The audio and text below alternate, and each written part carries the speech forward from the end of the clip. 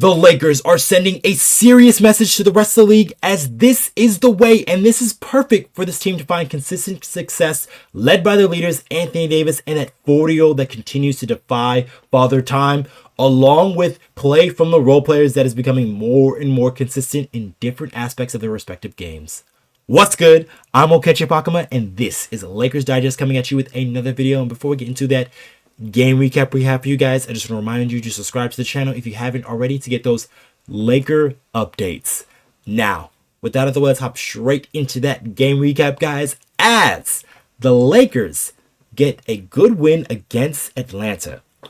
So the Lakers, in the second night of a back-to-back, get a good win against a pretty solid Atlanta Hawks team, 119-102. And the Lakers did it on the defensive end once again, and led by their leaders, LeBron James and Anthony Davis, really took it to the Atlanta Hawks on their home court. So let's dive straight into those stats of the Lakers, as LeBron James had 30 points to go along with 8 assists, and then Anthony Davis had 18 points to go along with 19 rebounds, 3 steals, and 3 block shots. Was really tremendous defensively. Austin Reaves had 20 points, 7 rebounds, 6 assists, but he didn't shoot the ball particularly well. He had 6 of 18 from the field, but he filled up a stat sheet. And then you also had solid role player games from Max Christie, Rui Hachimura, Dorian Finney-Smith.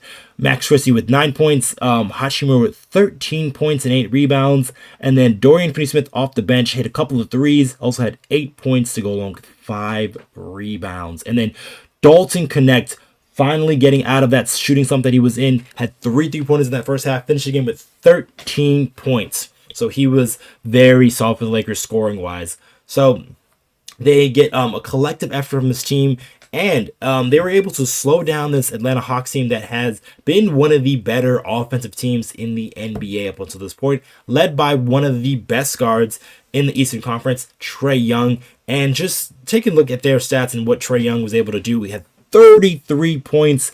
It was really went to the free throw line a lot. It was 10 of 12 from there. Had 9 assists, so it was really diming it out to his teammates.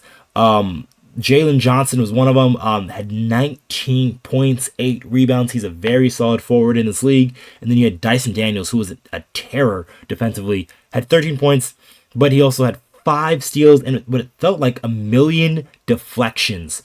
So he was good for them. And then off the bench, Onyeka Okongwu, former Chino Hills high school product, had 14 points, 11 rebounds. So he had a double-double off the bench. So the Hawks did what they could to really stay in the game and give the Lakers a bit of a fight there.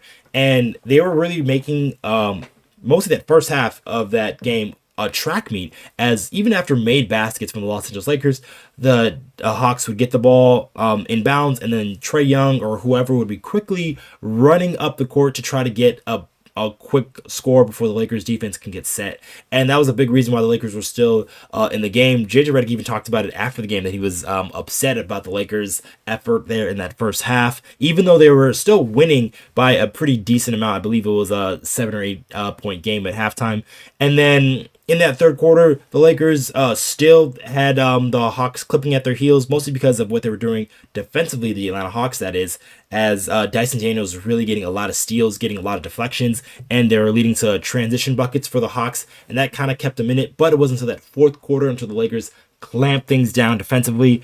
They Hawks only scored 16 points in that one, so they weren't able to really muster up too much offensively, and they didn't really shoot the ball particularly well, which is quite weird for this Atlanta Hawks team, and a team with Trae Young on it. They didn't shoot the 3 particularly well. The Lakers actually shot the 3 better than the Atlanta Hawks, so that was a good sign to see. But just the Lakers, they had very solid contributions from the role players. Yes, LeBron James and Anthony Davis were great. LeBron, 30 points. What more can you say about a guy who is turned 40 years old and is still being one of the best players in the league? He actually broke a record there for the NBA, as he now has the most 30-point games in regular season history, just past Michael Jordan for that. So he is now at 563 games that he scored more than 30 points in his career. So that is tremendous for LeBron as he continues to do amazing things. And then Anthony Davis, just a tremendous defensive game, 3 steals, 3 blocks, is really being a nuisance and just a terror defensively for against the Atlanta Hawks. Was really making it tough for them inside the paint. And even when he was out there on switches, he was really doing his job out there because he can make life tough out there for guards. So AD was doing his thing. And then with the role players that you had, just want to talk about Max Christie. Max Christie has been tremendous, ever being inserted into the starting lineup. The Lakers have only lost 2 games since Max Christie has been in this starting lineup, and he's just fit like a glove, just tremendously. He's been the 3-and-D player the Lakers were hoping for, as he's guarding some of the other team's best players each and every night, but he was still able to give a solid offensive production on the other side of the ball. So that's been huge for a guy like Max Christie. And albeit a guy like Trae Young had 33 and 9 tonight, Christie was still making it tough for him, and that's all you can ask for a guy like him. And if he's going to give you that on the offensive side of the ball, then you're really cooking with something there. And then just some of the other guys, Dorian Finney-Smith continues to find his footing, hit a couple of 3-pointers, was really able to really be effective on the glass, rebounding the basketball.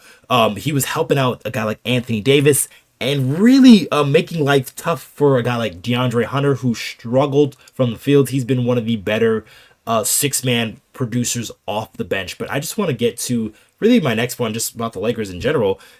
So that is, this team is starting to gel.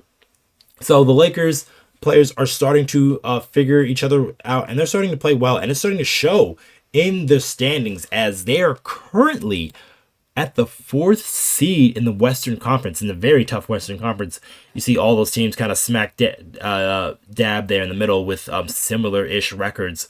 So the Lakers could actually rise here in the standings because they play the Houston Rockets this weekend.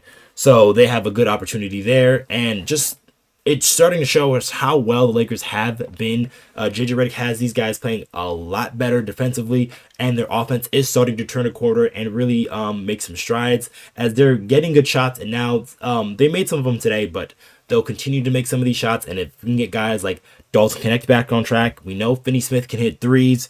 So there is more to kind of unscrape with this Laker offense. And then a guy like Austin Reaves, really want to talk about him. He's really been playing tremendous basketball. He's been playing with the utmost confidence. He didn't shoot the ball particularly well, and he did have some turnovers due to, in large part, to a guy like Dyson Daniels, who's a very tough defender. He might be a all defensive guy when it's all said and done this season.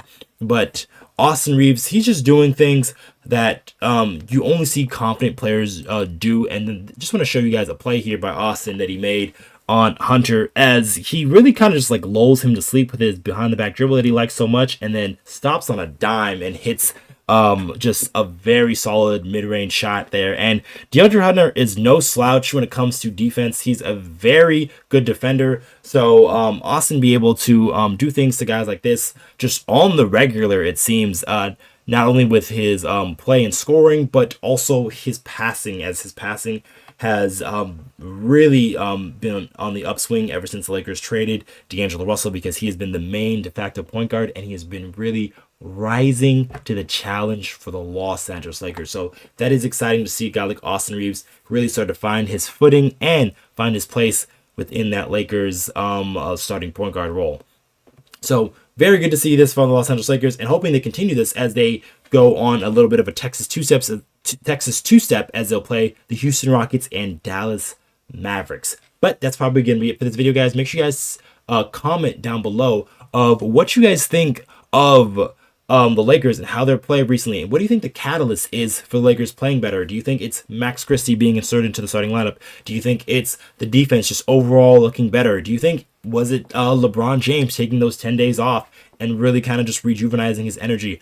Let us know what you think in the comments down below. And one more thing for us, guys. There is about 91% of you who've recently watched our videos who are not subscribed to the channel just yet. And if you guys want more of that Laker news, Laker updates, and trade rumors, just every and all things LA Lakers, you guys want to come right here to Lakers Digest so you don't miss any of that action.